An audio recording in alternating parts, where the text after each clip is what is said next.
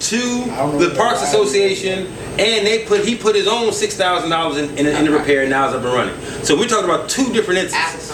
Right, we're talking about two different instances. I don't know what we're talking about. Can we see? Mr. Smedley, Can we see the water bill? I'll tell you about that question that you asked. Can we see the water bill? Okay. Are you gonna let us see the water bill? It's a public document. Request it like anybody else. I'm asking for it right now. I didn't ask him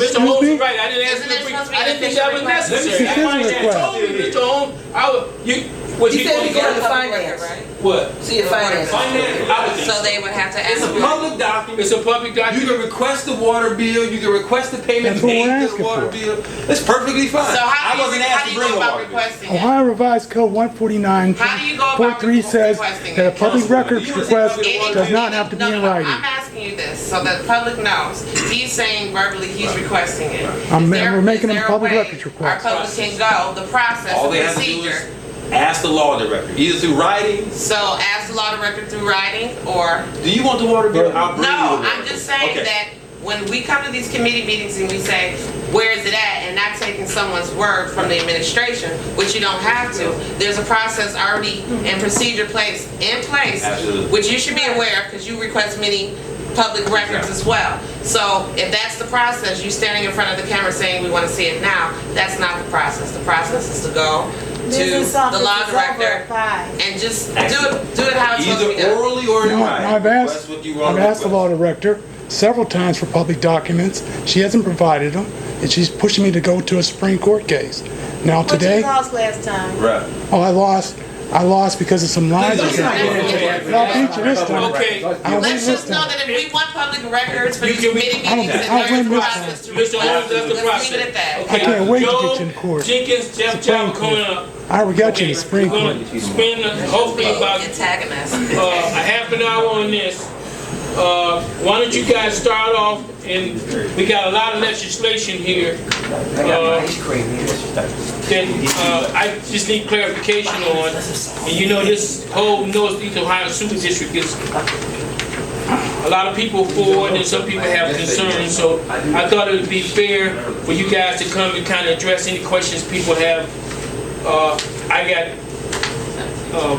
10 pieces of legislation connected to the Northeast Ohio Sewer District. Some of it is about playgrounds, some of it is about fences, some is about green retention areas. Couple of these legislation, you can stay here, Mr. Smith. Some of this is in Ward 4, most of it's in Ward 3, a lot of it's on Hayden. So you guys want to open up, or you want to go through each piece of legislation? I guess I got playgrounds in here and everything. Yes. The fences should be withdrawn because that was a variance. Has that been withdrawn? It's been withdrawn, but they can respond to it anyway if they want to. Okay. You want to start with the pieces, want to go through the legislation the way I got, you know, that's why I say it's too much legislation. At first we got it, but we didn't have time to really discuss it. So I said, I knew you guys would come out and respond, and then we got a tough public and they have questions. Don't forget, this is near where people live, so I hope you guys be patient and respond to the questions adequately. So I can start with Resolution 3116, and it's about for a playground or public space at 134 4th 2nd Avenue, Ward 3. Now that's in Councilman Wheeler's ward. Just explain what's going on here, and we'll go through it. We won't be here long, okay? So all of these resolutions are due to land use. Okay. So the zoning for the areas in which we're going to do our green infrastructure basins specified certain uses. And if that use is not specified, then we have to get a conditional use. So because a green infrastructure basin is not specified in there, it's being classified as public space, we have to get a conditional use.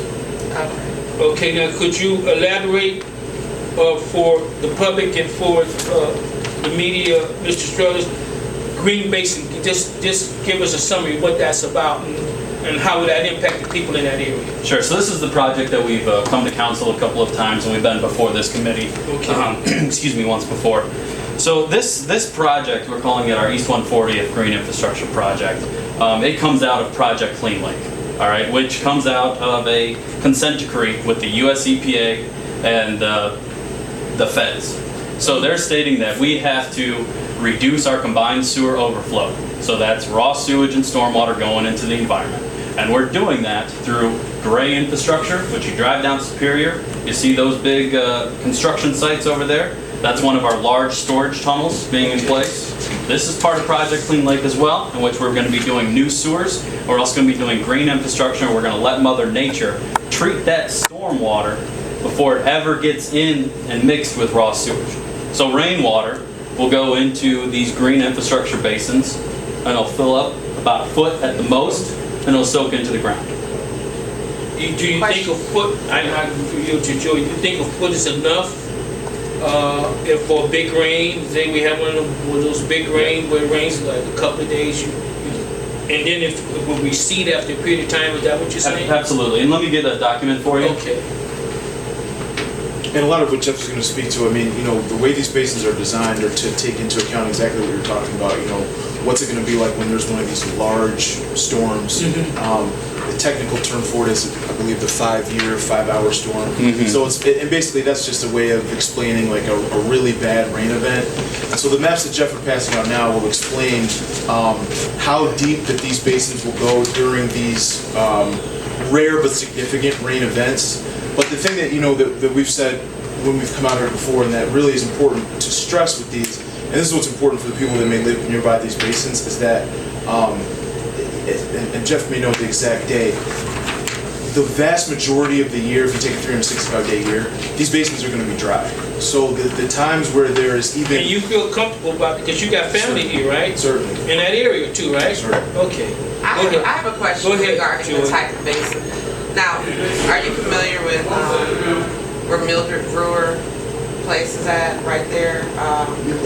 The apartment, well, I think it's right across from the library. Almost right across from the library. Right across from Stephanie Chuck Jones, yeah. Mildred Brewer place, it's a new CMHA place, it's been there about 2 years. Vaguely familiar. Well, there is a water basin here. Yes, it is. And I've seen it, it goes really, really far. Yes, it does. I've seen it, this much water in it. we've cleaned up in those areas, and every time we've cleaned up, I've looked in it, you know, just because people say, oh, it's gonna fill up, it's gonna, so is that what specifically, like when I think of visually, what I'm gonna be looking at, that type of basin with that depth, and depending, you know, like whether it's Page or Scioto, is that what we're kind of looking at as far as that infrastructure that you're referring to? Well, that is stormwater management. I cannot speak to the depth or how that specific. Really far down. Yeah, I can't speak to how that was designed, but that is stormwater management. And I haven't seen Mildred. I'd like to see it. No, Euclid, right across from. Because a lot of the public are afraid that it's going to be stagnant water. So I've been looking at it and I've been watching it. We just had a flash flood. Not flash, but we had a lot of rain last night.